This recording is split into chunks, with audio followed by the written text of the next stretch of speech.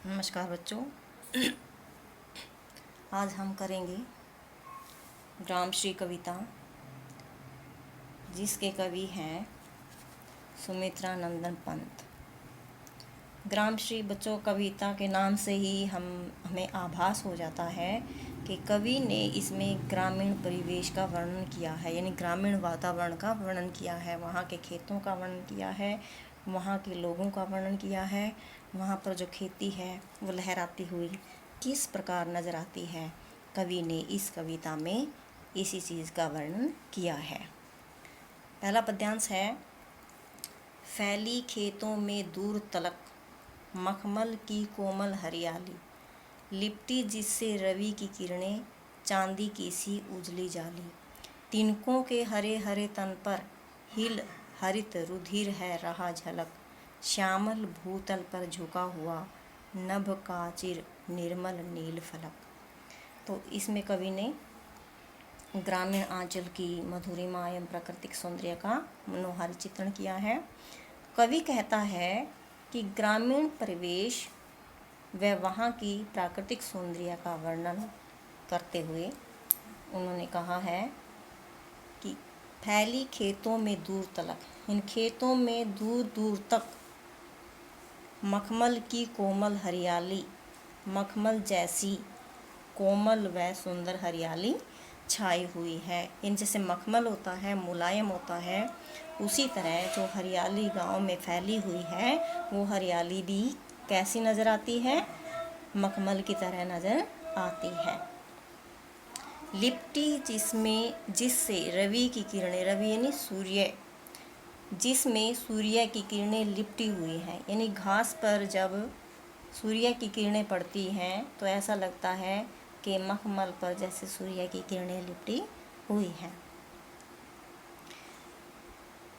चांदी की सी उजली जाली, और उस हरियाली में सूर्य का प्रकाश धरती पर चांदी की तरह सुंदर लग रहा है, क्योंकि जो सूर्य की जो किरणें हैं उनका प्रकाश जो है वो सफ़ेद रंग का होता है, चांदी के समान होता है। वो चांदी की तरह ही उस घास पर जो सूर्य की किरणें पड़ती हैं तो कैसे लगती हैं, चांदी के समान सुंदर लगती हैं। भाव क्या है, भाव यह है कि हरी भरी धरती पर सूर्य का प्रकाश वहाँ की सुंदरता को और भी बढ़ा रहा है, गांव की सुंदरता पर चार चांद लगा रहा है।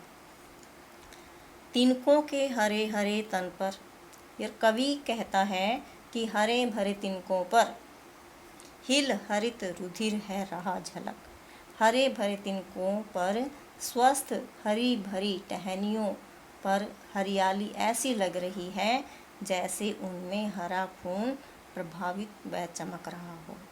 यानी जो तिनके हैं वो हरे रंग के होते हैं, और कवि ने कल्पना की है कि ऐसा लग रहा है जैसे उन तिनकों में क्या क्या चमक रहा है, हरा खून चमक रहा है, यानी बहुत ही स्वस्थ हैं भी। जैसे मनुष्य स्वस्थ होता है और उसके जो शरीर है अगर उसमें खून है तो अलग से उसमें चमक दिखाई देती है, उसी तरह जो तिनके हैं उनमें भी क्या चमक रहा है, हरा भरा जो है, ऐसा लग रहा है जैसे हरा जो है खून चमक रहा हो उनमें।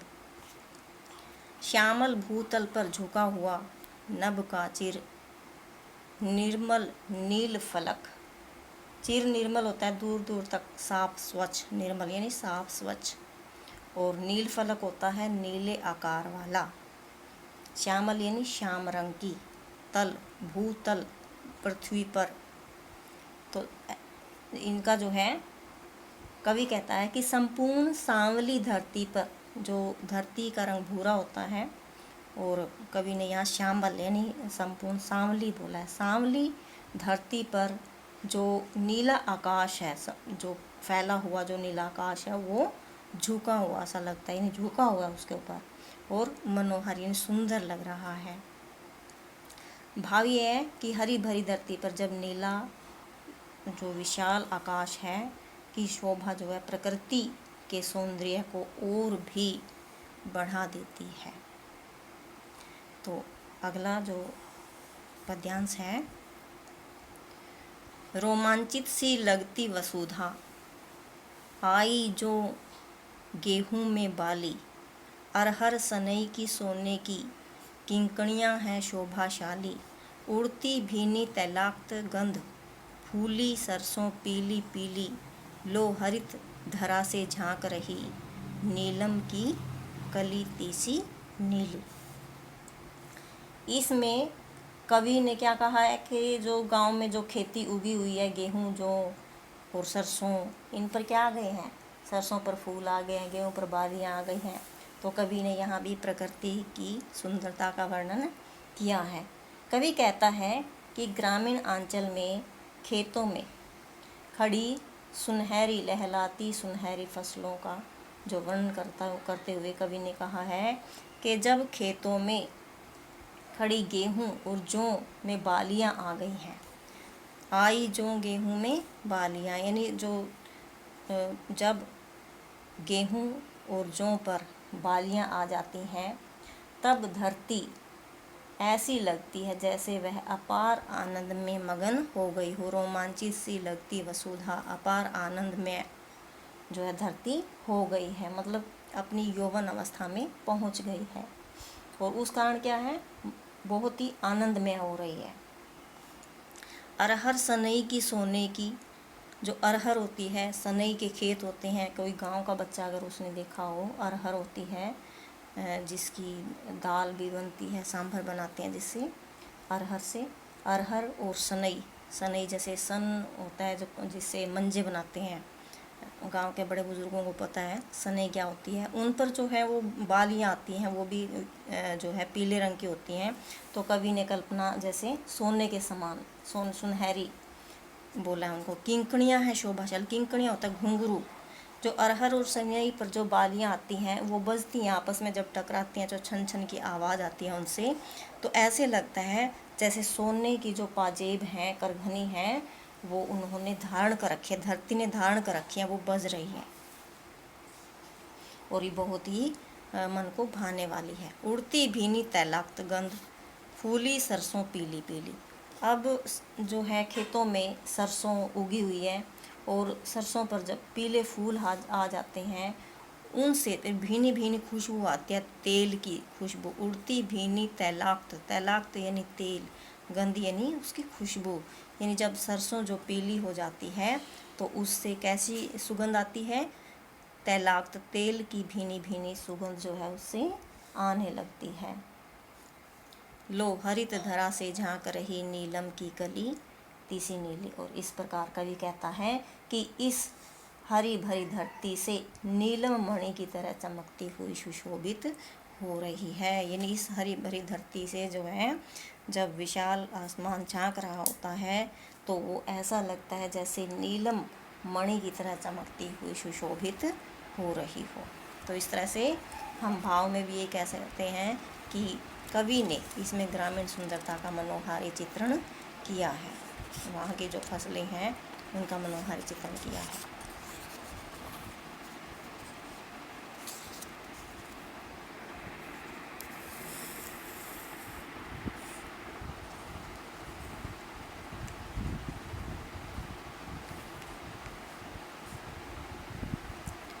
अगला पद्यांश है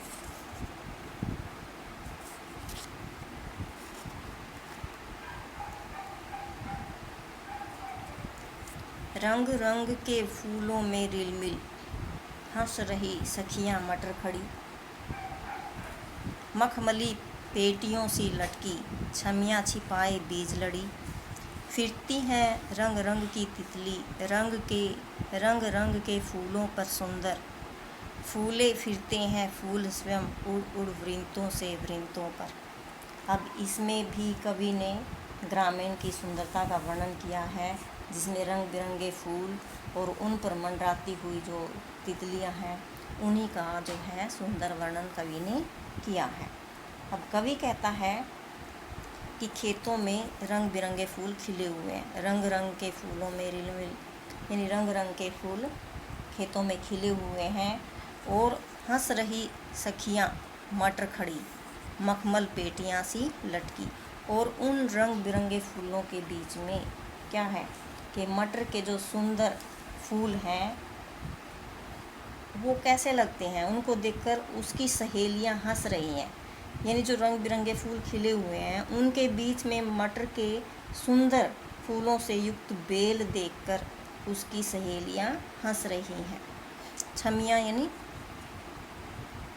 मखमली पेटियां सी लटकी, छमियां छिपाए बीज लड़ी। उस छमियां क्या होता है? सेम की बेल होती है। सेम की बेल और मटर की बेल आपस में जो ये सहेलियां हैं और आपस में ही हंस रही हैं दोनों। तो छमियां यानी सेम की जो फलियां ऐसी लग रही हैं जैसे मखमली पेटियां हों। मखमली पेटियों से लटकी, छमियां छिपाए बीज लड़ी। ऐसा लग रहा है जैसे मखमल की पेटियां जो हैं वो लग रही है, मतलब उनके समान लग रही है। मखमली जो फलियां हैं सेम पर की बेल पर जो फलियां आई हुई हैं तो ऐसे लग रही हैं जैसे मखमल की पेटियां हों।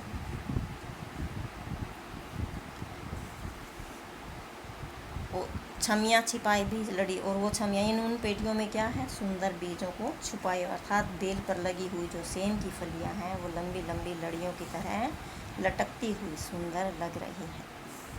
फिरती है रंग रंग की तितलियां रंग रंग के फूलों पर सुंदर। और खेतों में जो रंग बिरंगे विभिन्न प्रकार के जो फूल आए हुए हैं उन पर क्या उड़ रही हैं? तितलियां उड़ रही हैं। फूले फिरते हैं फूल स्वयं उड़ उड़ वृंतों से वृंतों पर। वृंत होता है डंठल, जो फूल आता है उसके ऊपर जो गांठ होती है, डंठल होते हैं, उनको बोलते हैं। तो यहाँ पर जो कवि कहता है कि फूलों के डंठलों पर खिले हुए सुंदर फूल ऐसे लग रहे हैं जैसे तितलियों के साथ वह भी एक पौधे की वृंत से दूसरे पौधे के वृंत पर उड़ रहे हैं। यानी तितलियां उड़ती हुई ऐसे लग रही हैं जैसे एक फूल से दूसरे फूल पर जो फूल हैं वो आपस में ही उड़ रहे हैं। अगला पद्यांश है, अब रजत स्वर्ण मंजरियों से लद गई आम रतरू की डाली। अब कवि जो है वर्षा ऋतु के आने पर, जब वर्षा ऋतु आती है तो जैसे आम है या मतलब जामुन है, जो भी मतलब पेड़ पौधे हैं वो मंजरियों से यानी उनके ऊपर जो है बोर आ जाती है। जैसे फल आने से पहले सफ़ेद सफ़ेद बूर आता है जैसे आम के ऊपर, ऐसे लगता है जैसे जो है वो चांदी के समान लगता है। अब रजत स्वर्ण मंजरियों से लद गई आम्रत रू की डाली। झर रहे ढाक पीपल के दल, हो उठी कोकिला मतवाली। महके कटहल मुकुलित जामुन, जंगल में झरबेरी जूली। फूले आड़ू नींबू दाड़िम,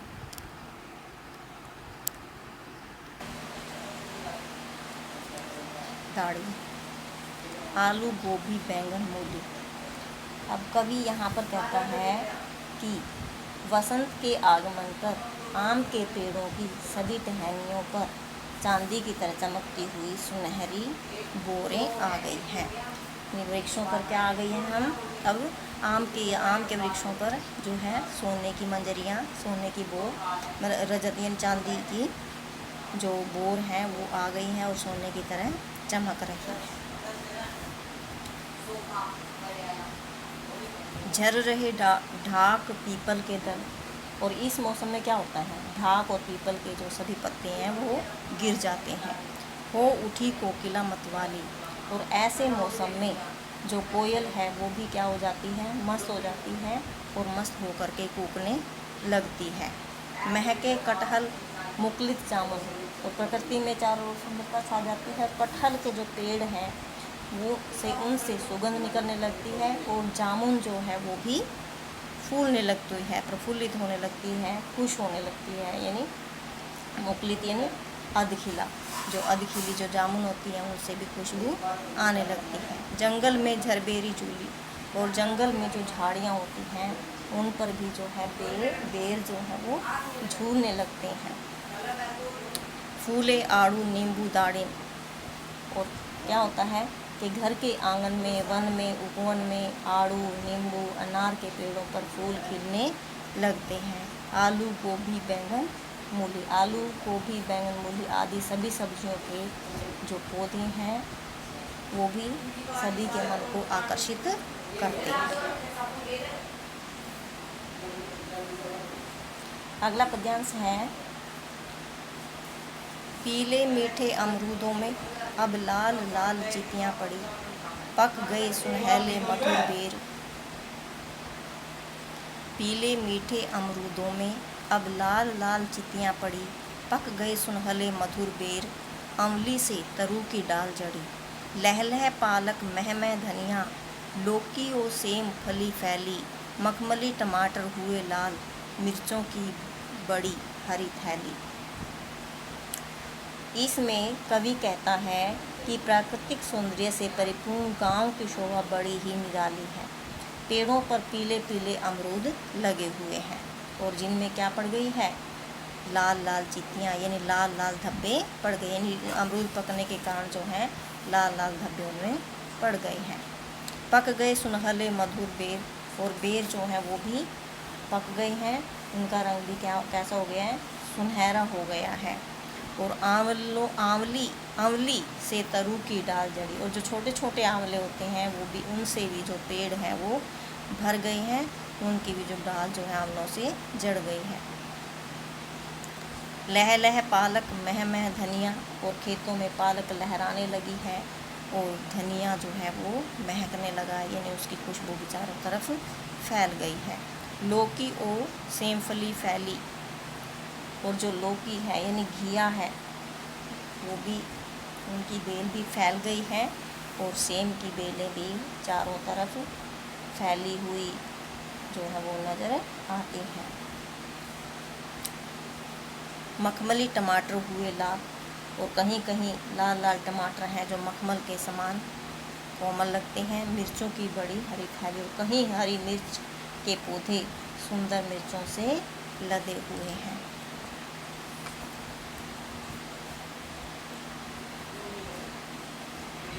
अगला पद्यांश है, बालू के सांपों से अंकित गंगा की सतरंगी रेती, सुंदर लगती सरपत छाई, तट पर तरबूजों की खेती। अंगुली की कंघी से बगुले कलंगी संवारते हैं कोई, तीरते जल में सुरखाब पुलीन पर मगरोठी रहती सोई। इसमें कवि ने प्राकृतिक सुंदरता का वर्णन किया है, गाँव की शोभा का वर्णन किया है। जो गंगा के किनारे की जो रेत होती है उसकी सुंदरता का वर्णन उन्होंने किया है। कवि कहता है कि गंगा नदी के किनारों पर बालू रूपी सांप जो है अत्यंत सुंदर लग रहे हैं। जैसे नदी के किनारे पर जो रेत है वो फैली हुई होती है और उसमें लहरें उठती हैं, तो कवि ने जो कल्पना की है वो कैसे की है, एक चमकते हुए सांप के समान, क्योंकि जब उस पर सूर्य की किरणें पड़ती हैं तो रेत जो है वो चमकने लगता है, और उसकी जो कल्पना है उस कवि ने सांप से की है, उसकी जो तुलना है।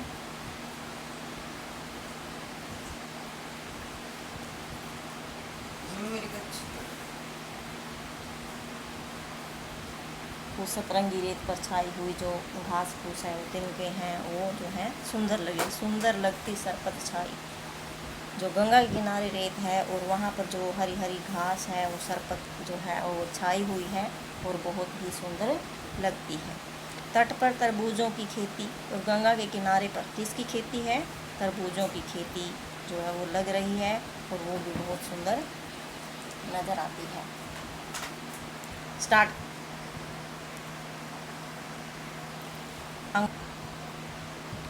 अंगुली की कंघी से बगुले कलंगी संवारते हैं कोई, और जो गंगा नदी में बगुले हैं वो खड़े हुए हैं और एक टांग उठा करके जो अपनी कलगी को संवारते हैं। ऐसे लगते हैं मानो वो अपनी उंगलियों से अपने बालों को संवार रहे हैं, यानी अपनी कलगी को ठीक कर रहे हैं।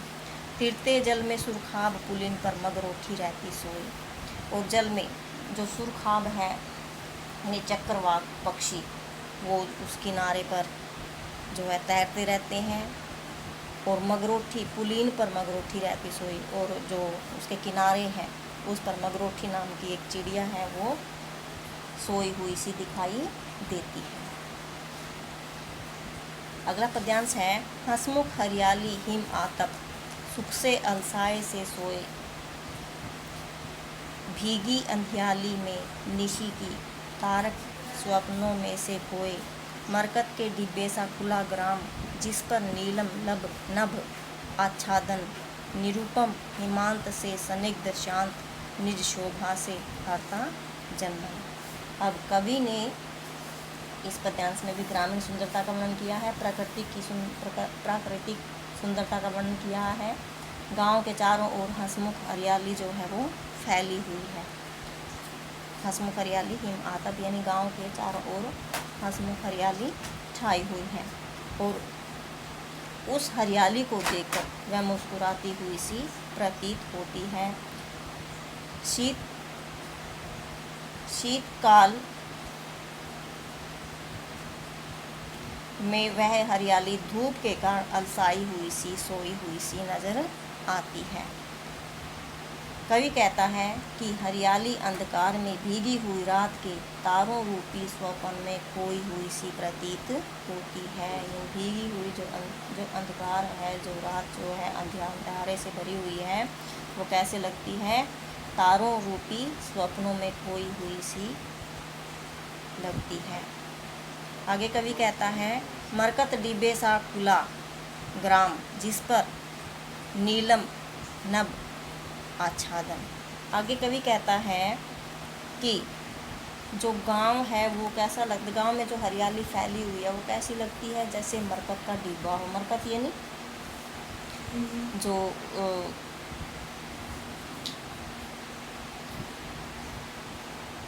मरकत डिब्बा होता है, जैसे हमारा हीरा और पन्ना होता है, उसी तरह का जो हरियाली छाई हुई है और पूरा गांव जो है वो ऐसा लगता है जैसे एक मरकत का डिब्बा हो, खुला हुआ मरकत का डिब्बा खुला हुआ रखा हो, जिस पर नीलम नभ यानी जो नीला आकाश है वो ढक्कन के समान आच्छादित यानी छाया हुआ है। वो उसकी शोभा जो है ऐसा ही लगता है, यानी जो हीरे पन्ने का जो डब्बा है वो खुला हुआ है और उस जिस पर नीला आकाश जो है वो छाया हुआ, नीले आकाश ने उस गांव को ढक रखा है। इस प्रकार से गांव का जो सुंदरता है, गांव की जो सुंदरता है वह अनुपम व अद्वितीय है। स्निग्ध व शांत रहता है। वह अपनी प्राकृतिक सुंदरता से जनमन को भरता है, अपनी शोभा से जनमन को हरता हुआ यानी जो है आकर्षित करता हुआ नजर आता है। तो ये था आपका ग्रामश्री कविता, जिसके कवि थे श्री सुमित्रानंदन पंत जी। तो आप इस कविता को अच्छी तरह से सुनना और इसे याद करना। धन्यवाद।